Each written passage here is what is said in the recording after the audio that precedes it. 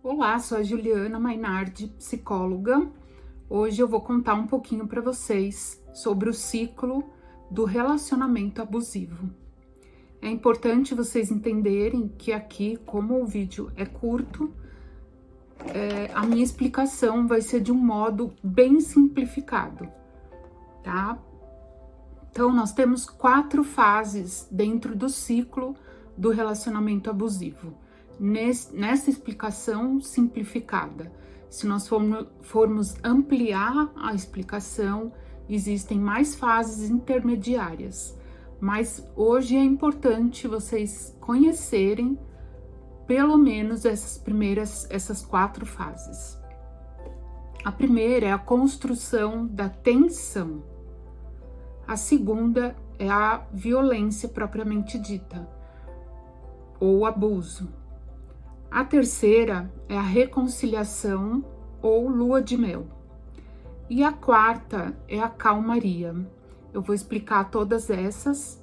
Antes, eu gostaria de fazer algumas observações sobre o ciclo do relacionamento abusivo. Ele é um padrão em todos os relacionamentos abusivos. Então, ele existe dentro dos relacionamentos. Ele não tem um tempo exato para acontecer. Então, o tempo entre cada fase que eu falei não é exato. Pode demorar semanas, pode demorar dias, pode demorar anos, tá? Não é exato. É importante entender que esse ciclo, ele progride de uma determinada maneira que vocês vão entender até o final do vídeo. A gravidade também aumenta. E o tempo do ciclo diminui.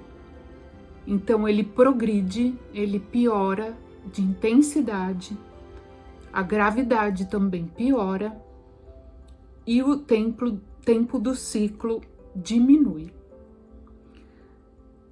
As fases de reconciliação ou lua de mel e calmaria, dentro disso que eu expliquei, elas tendem a sumir, o ciclo tende nessa progressão a ficar só na construção da tensão e na violência. Com tudo isso, a violência fica mais intensa e os ciclos ficam mais frequentes. Tentem imaginar uma espiral que vai diminuindo. Então, uma espiral, que é o ciclo, e ela vai diminuindo, vai afunilando, tá? As fases podem sumir e o ciclo diminui, o tempo do ciclo diminui. Então é essa espiral que vai diminuindo, para vocês entenderem todas as questões que eu fui explicando. Esse ciclo gera muita confusão na vítima, porque ele alterna entre a agressividade, a violência, o abuso e o afeto. Então isso causa muita confusão no nosso emocional. E esse ciclo, ele não se interrompe. É como eu falei, ele pode demorar tempos maiores entre as fases, mas ele não se interrompe. Eu vou explicar um pouco cada fase. A primeira fase, que é a construção da tensão, nessa fase a vítima fica acuada, ameaçada, humilhada, porque o abusador adota uma postura irritada, ameaçadora, passivo-agressivo e está sempre provocando situações para que ocorram diversas dinâmicas em que a vítima vai se sentir culpada. A vítima está sempre em alerta, sempre pensando o que vai acontecer agora, como o abusador vai chegar em casa ou a abusadora, e sempre com um comportamento de tentar agradar a outra pessoa, porque existe toda essa confusão emocional. A segunda fase é a violência e o abuso. Essa fase é a fase que os comportamentos agressivos explodem. Então, pode ocorrer violência física, violência psicológica e todas as outras violências. Da parte da vítima, existe um esgotamento emocional muito grande, porque são situações muito intensas, com uma carga emocional muito intensa. E ela provoca uma sensação de impotência muito grande. A vítima não sabe o que fazer, não sabe como reagir. A situação nessa fase fica completamente sem controle. Nesta fase ocorrem muitos términos de relacionamento, porque existe aquela explosão, uma das duas partes se separa. O que ocorre muito é que depois vocês vão entender, né, como vai encaixar nas outras fases que eu vou explicar. Depois acaba tendo uma volta desse relacionamento.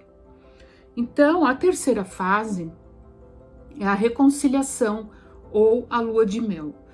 Então, o abusador faz de tudo para agradar a vítima, né? Tenta aí a reconciliação, busca paz, acaba minimizando toda a situação que aconteceu com frases para diminuir mesmo o valor da situação,